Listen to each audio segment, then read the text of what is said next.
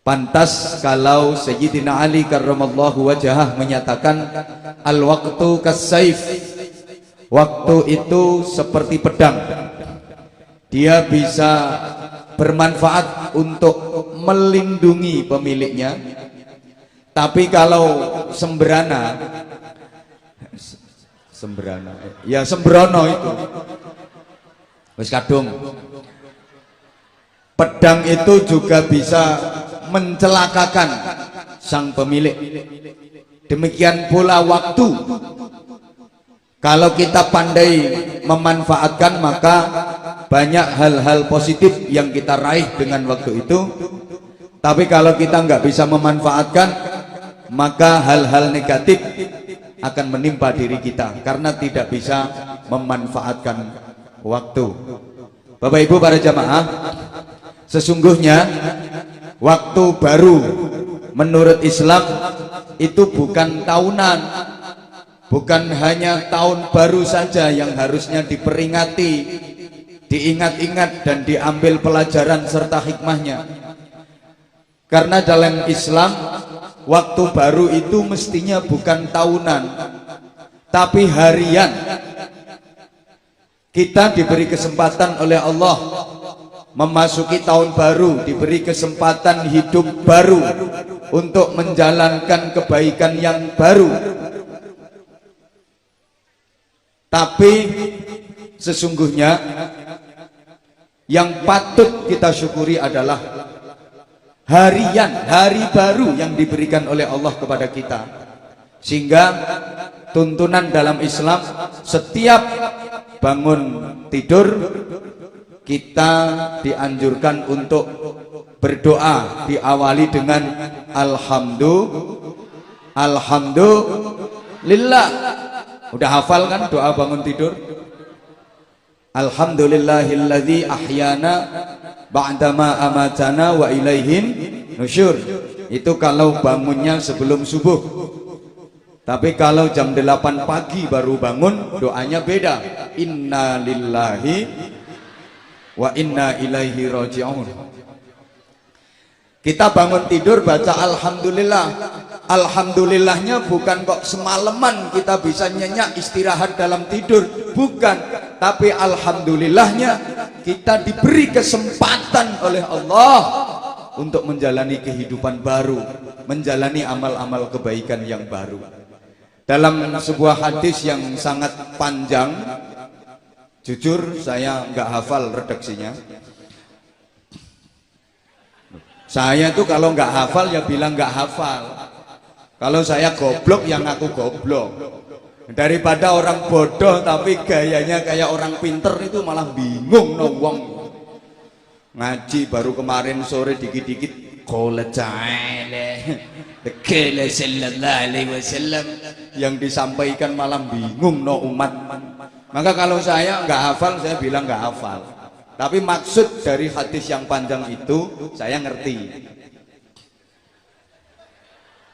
Nah kalau saya nggak hafal terus saya paksakan akhirnya salah, ya malah nggak karu-karuan gitu loh. Kurang lebih maksudnya begini. Setiap pagi matahari terbit, itu matahari selalu berkata pada kehidupan, wahai kehidupan, sesungguhnya aku adalah makhluk yang baru. Sesungguhnya aku adalah waktu yang baru. Maka manfaatkan aku sebaik-baiknya, jangan pernah sia-siakan aku, karena aku tidak akan pernah kembali lagi sampai kiamat nanti. Artinya para jamaah, pagi tadi itu bukan pagi yang kemarin, juga bukan pagi yang esok. Walaupun rasanya sama, tapi nuansanya beda, esensinya berbeda, substansinya berbeda. Aku ngomong sisian ini paham apa ora sampe? Manggut-manggut iku mergo ngerti apa mergo bingung? Saya cuman mancing daya intelektual para jamaah. Maka di awal ini saya pakai bahasa yang agak gentle.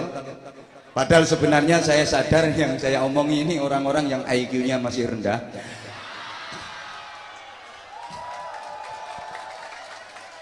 Yang tersinggung silakan angkat kaki dari sini.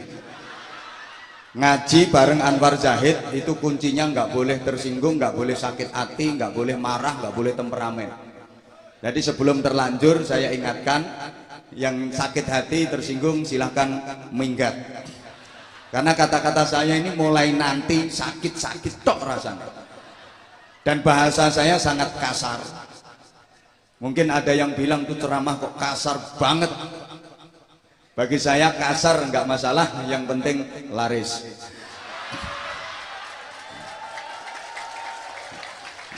Daripada ceramah halus tapi nggak laku. Ceramahnya halus yang datang cuma 7 orang. Yang 5 ngantuk, yang 2 tidur. Dan saya sudah siap resiko Pak Camat, andaikan dibilang tuh Ustadz ceramahnya kasar banget, paling-paling resikonya nggak diundang lagi ke sini. Nggak apa-apa, nyari tempat lain. Toh tidak semua yang kasar itu jelek, nggak semua yang halus itu bagus. Kadang-kadang halus itu mencelakakan. Lumut itu halus, ayo liwatono kejelungup. Parut itu kasar tapi diperlukan sama ibu-ibu, betul? Kasar-kasare parut orang dadekke merucut, malah dadekke lulut. Apa maneh kasar-kasare janggut. Orang dadekke merengut malah dadekke ngerakut. Nah, kuwi urung kasar-kasare kancut. Wah, malah nekake manuk kutut nek kuwi.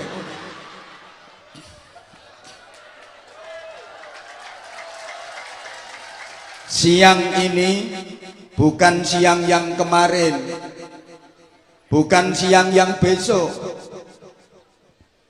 Malam nanti bukan malam yang kemarin, bukan pula malam yang besok.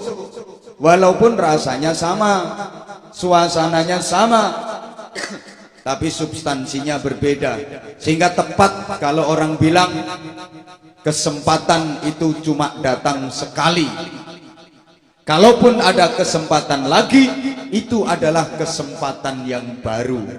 Allahumma sholli ala Muhammad. Karenanya mari kita manfaatkan waktu dan kesempatan yang diberikan Allah kepada kita ini untuk selalu berikhtiar melakukan perbaikan demi untuk meraih kebaikan dengan target mendapatkan yang terbaik. Saya ulang, tolong kata-kata saya nanti ditulis di status Facebook masing-masing. Mari senantiasa kita lakukan perbaikan dengan target untuk meraih kebaikan. Tentu saja tujuan utamanya agar kita mendapatkan yang terbaik. Terutama dalam hal ini adalah mengenai ibadah. Kita tingkatkan kualitasnya. Wa ma khalaqtul jinna wal insa illa liya'budun. Tidaklah aku ciptakan jin dan manusia, kata Allah, kecuali untuk mengabdi kepadaku, kecuali untuk beribadah kepadaku. Allahumma sholli ala Muhammad. Para bapak, para ibu, jamaah sekalian, saudaraku rahimakumullah, Sayyidina Ali membagi hit-hitnya ibadah. Hit itu artinya tangga, tahapan dan tingkatan, bukan hit yang obat nyamuk itu. Menjadi 3. Ada 3 tingkatan ibadah, ada 3 tangga orang beribadah menurut Sayyidina Ali. Ini berdasarkan tujuannya. Yang pertama, ibadah yang dilakukan dengan tujuan karena takut akan siksa neraka. Jadi dia mau beribadah, mau menjalankan amal kebaikan dan amal soleh karena dia takut disiksa di neraka. Ibadah seperti ini, para jamaah, diidentikan dengan seorang pembantu yang mau menjalankan tugas-tugasnya, mau bekerja karena takut sama majikannya. Ketika ada majikannya, dia seakan-akan bekerja keras semua kerjaan dilakukan, ya nyapu, ya ngepel, ya masak, ya kora-kora, ya nyuci. Tapi ketika nggak ada majikannya, dia kerja asal-asalan, bila perlu nggak mau kerja. Halo, karena dasarnya dia bekerja hanya takut sama majikan. Bisa pula digambarkan seorang anak buah yang mau menjalankan tugasnya karena takut sama komandannya, takut sama bosnya. Kalau ada bosnya, wah tugas itu dilaksanakan dengan sungguh-sungguh. Tapi ketika bosnya nggak ada, komandannya nggak ada, asal-asalan atau bahkan nggak mau mengerjakan. Seorang murid yang mau mengerjakan tugas-tugas sekolah karena lagi diawasi sama gurunya, karena takut nggak naik kelas, karena takut nggak lulus, sehingga ketika nggak ada gurunya dia nggak mau mengerjakan tugas itu. Atau seorang istri yang mau melayani suami karena takut didamprat sama suaminya, karena takut dimarahin sama suaminya, karena takut nggak dikasih uang belanja sama suami. Seorang penceramah yang mau memberikan tausiah dan nasihat-nasihatnya karena takut nggak dibayari. Naif sekali. Jadi itu gambaran orang yang beribadah karena takut siksa neraka. Yang kedua, ibadah yang dilakukan karena dasar ingin dimasukkan surga. Ibadah seperti ini diidentikan seperti seorang pedagang, pemborong yang mau melakukan pekerjaannya karena profit, keuntungan.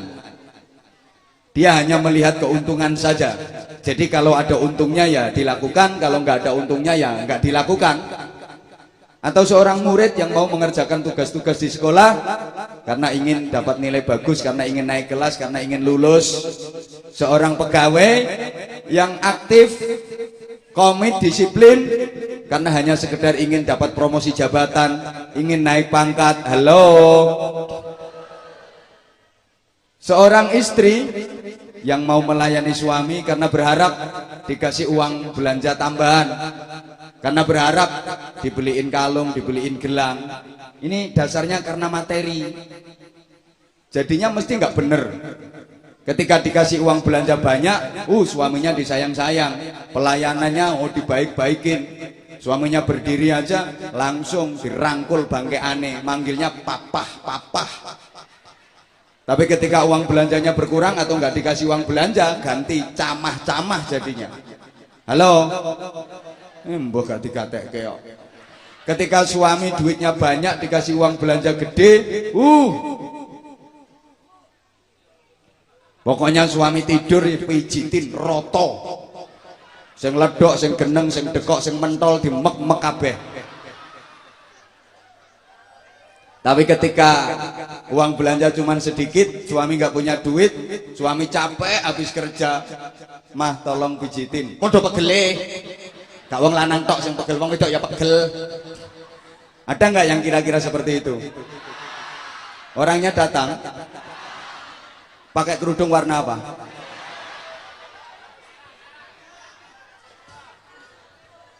Ini jadinya mesti nggak baik. Nanti jadi berabe. Ketika uang belanja kurang, suami mau pergi, mau ganti baju, ambil dari almari kok baju kotor. Kan suaminya mengeluh, nyuci baju nggak bersih. Enteng aja istri jawabnya, yang belanja kurang minta bersih. Sini kurangannya yang 1 juta, nanti bersih bajumu, untumu bersih. Minta dibikinin minuman kopi, begitu jadi rasanya pahit, kan suaminya gremeng. kopi pahit banget itu ora dideki gula. Kan belanjane kurang 700.000 kok njaluk legi. Gore sing 700.000 kok legi nek perlu awakmu tak uruki gula. Lah kalau diterusin gawat.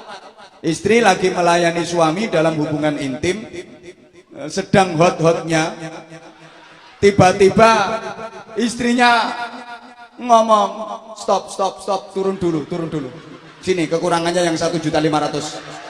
Nah, kalau dikasih nanti lanjut. Nah, kalau nggak dikasih turun, nggak usah metingkring.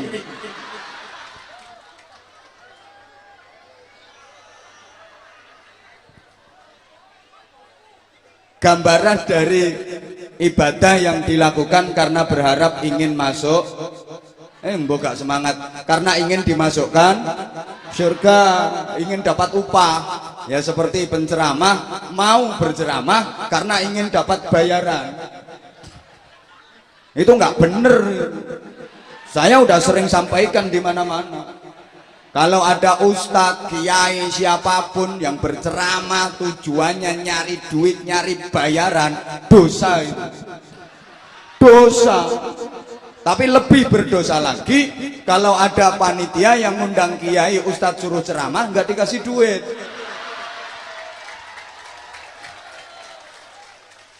Ya sama dosanya dengan camat datang ke acara tabligh akbar tapi nggak nyumbang.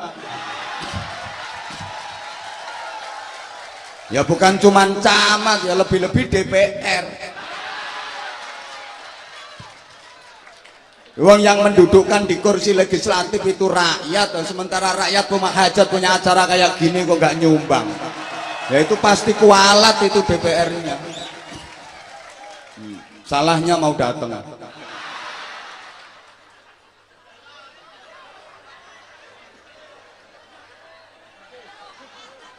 Halo, yang memilih rakyat ya jangan sampai berkhianat kepada rakyat.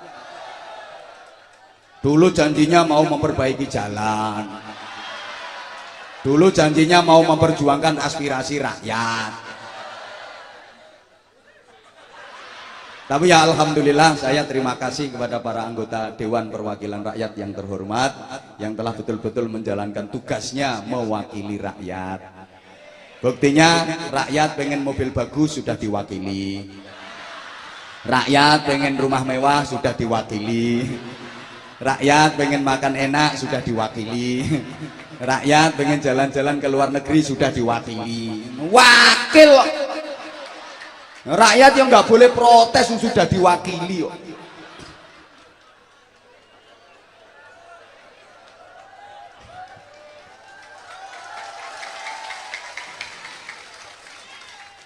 Wes.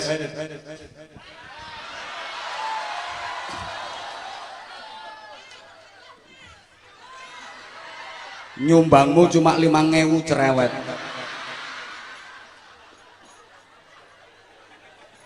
Yang ketiga, ini levelnya level atas, kelas tinggi, motivasinya sangat mulia. Ibadah yang dilakukan bukan karena takut siksa neraka, bukan karena ingin masuk surga, tapi didasari karena cinta, benar-benar hanya berharap ampunan, rahmat dan ridha Allah Subhanahu wa taala.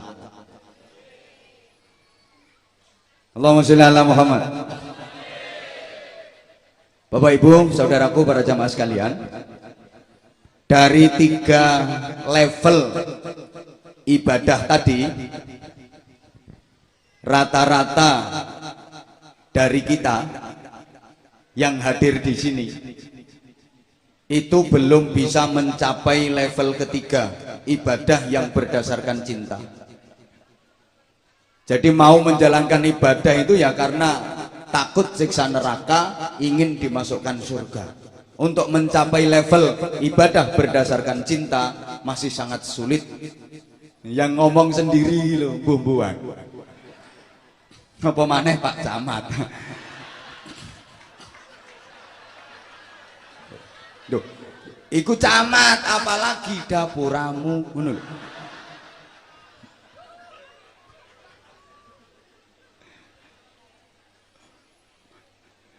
Lah orang yang mau beribadah karena takut disiksa neraka. Berarti andaikan Allah tidak menciptakan neraka, andaikan nggak ada siksa neraka, jelas dia nggak mau ibadah.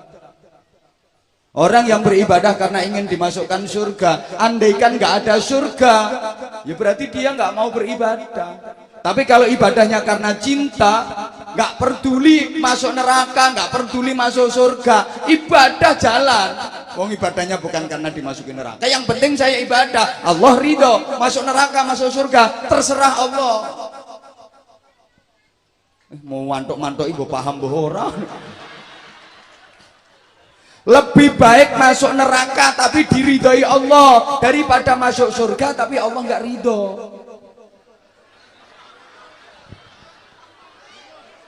Loh, bingung toh? Nah, memang IQ rendah. Loh, apa enaknya masuk surga tapi kalau Allah nggak suka, Allah nggak ridho, ya di surga tempatnya tapi nggak disapa sama Allah, nggak diperhatiin sama Allah, ya kluyur kayak wong hilang. Sama sampean masuk ke rumahnya Pak Camat, ya dipersilakan, ya boleh masuk ke situ, tapi sama Pak Camat, sama Bu Camat, sama keluarga sama sekali nggak disapa, nggak ditanya, nggak diapa-apain. Itu bahasa Inggrisnya the right death.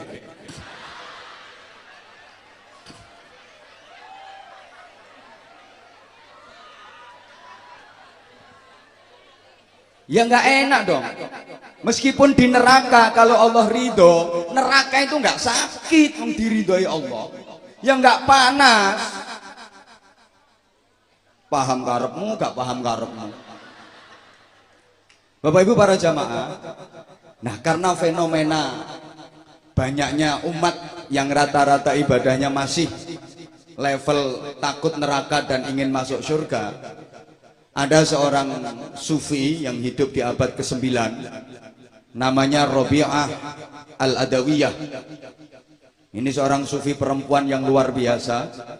Rabi'ah Al-Adawiyah itu tiap malam qiyamul lail, tahajudnya 1000 rakaat. Sami nggih kalih ibu-ibu mriki? Pret.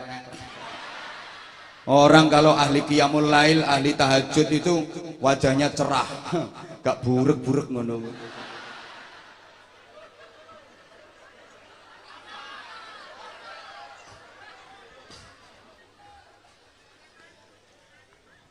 Pernah satu ketika Rabi'ah Adawiyah itu berlari-lari mengitari pasar di kota Basrah sambil membawa api dan air. Tangan kanannya membawa api, memegang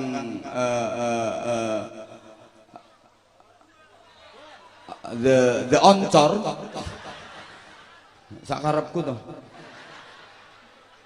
Tangan kirinya pegang tempat air yang terbuat dari tanah. Ya, the kendi. Itu bahasa Indonesianya tanah air. Lah kan bahannya tanah, isinya air. Wadahnya tanah, isinya air. Kan gitu toh. Maka ketika minum pakai kendi itu bahasa Indonesianya menjunjung tanah air itu.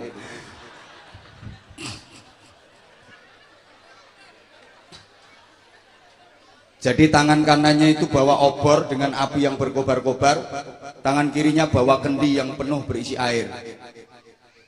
Sambil berlari-lari mengitari pasar. Orang-orang yang di pasar heran dan apa ya namanya? Menegur. Ya leren mikir tuh Bu. Mosok menakoi. Menegur.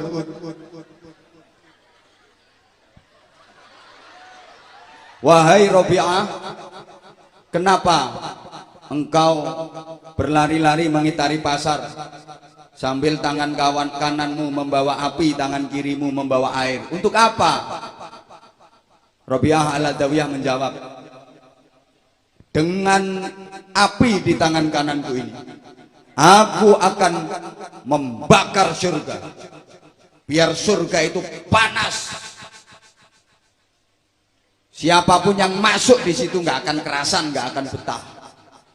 agar tidak ada orang yang beribadah karena berharap surga. Dan dengan air di tangan kiriku, aku akan memadamkan api neraka, sehingga tidak ada lagi orang yang ibadah karena takut dengan api neraka. Ini sesungguhnya sindiran buat masyarakat Air Batu. Desa kok aneh jenenge. Apa ya ana banyu watu iki? Air hujan, air laut, air kelapa, air mata, lumayan air liur, air batu.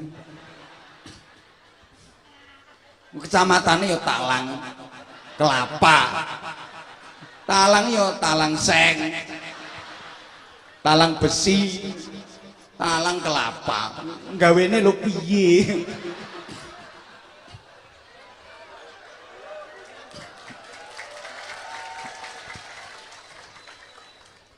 Kita disindir sama Nyai Robiah Adawiyah bahwa selama ini level ibadah kita ya masih seperti itu. Lagi-lagi Robiah Al-Adawiyah berdoa dengan munajat cinta yang sangat indah. Begini munajatnya: wahai Allah Tuhanku, jika aku beribadah kepadamu karena berharap surgamu, maka jauhkan aku dari surga sejauh-jauhnya. Jangan pernah ciumkan kepadaku aroma surga. Dan jika aku beribadah kepadamu karena takut siksa neraka, maka benamkan aku ke jurang neraka yang terdalam, dan siksa aku di neraka dengan siksaan yang paling pedih. Tapi jika aku beribadah kepadamu semata-mata karena cinta kepadamu, maka curahkan kasih sayang dan ridhomu kepadaku.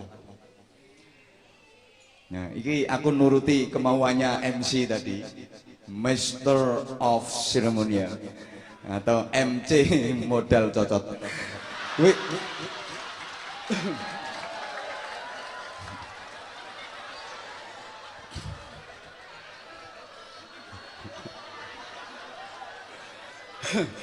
Lah, terserah aku dong nyingkat singkatan aja. Kan katanya mutiara, kata-kata mutiara. Ya kudu tak kei kata-kata mutiara lah. Mulai tadi kan sudah kata-kata mutiara. Saking aneh sampeyan yang kurang cerdas.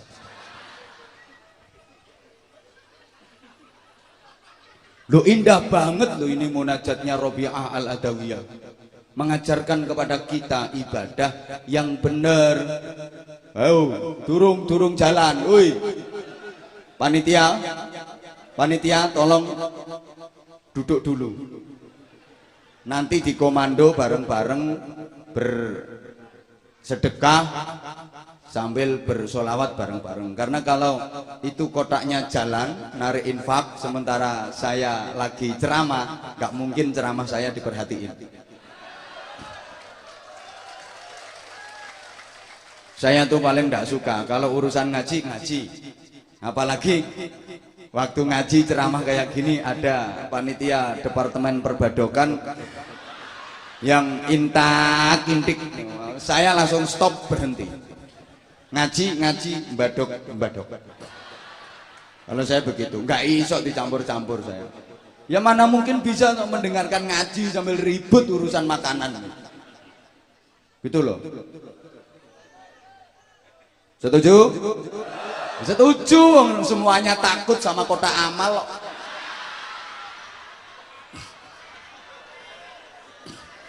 Begitu di stop ya malah tepuk tangan. Wong gagah-gagah ngono kok wedi karo kotak amal. Allahumma sholli ala Muhammad. Nah, saking pentingnya ibadah berdasarkan cinta. Memang para jamaah, hidup ini harus ada cinta. Karena love is the power of life. Artinya apa aku yo gak ero. Empuh. Ana wong kepengin gaya ya diguyu. Cinta itu kekuatan dalam hidup. Hidup ini kalau nggak ada rasa cinta, maka kehidupan akan terasa hampa. Hidup tanpa cinta menjadi semu, tak berarti, tak bermakna. Memang hidup tanpa cinta bagai taman tak berbunga. Hai, begitulah kata para pujangga. Hidup tanpa cinta bagaikan sayur tanpa garam. Hidup tanpa cinta bagaikan bantal tanpa iler, bagaikan hidung tanpa umbel. Hati kalau kosong dari cinta itu pasti mengeras. Hati akan membeku. Bahkan tubuh jasad kita ini kalau nggak dapat sentuhan-sentuhan cinta, jadinya ya hidup segan, mati tak mau. Cinta pula lah yang menggerakkan roda kehidupan kita dalam menjalani hidup di dunia ini. Seberapa lajunya, kencang lambatnya, tergantung besar kecil dan tinggi rendah kualitas cinta kita. Mbok paham bukan? Lah pertanyaannya sekarang, apa yang kita cintai dalam kehidupan ini? Karena ini sangat menentukan laju dan gerak roda kehidupan kita. Para jamaah, coba. Cinta sangat menentukan kehidupan.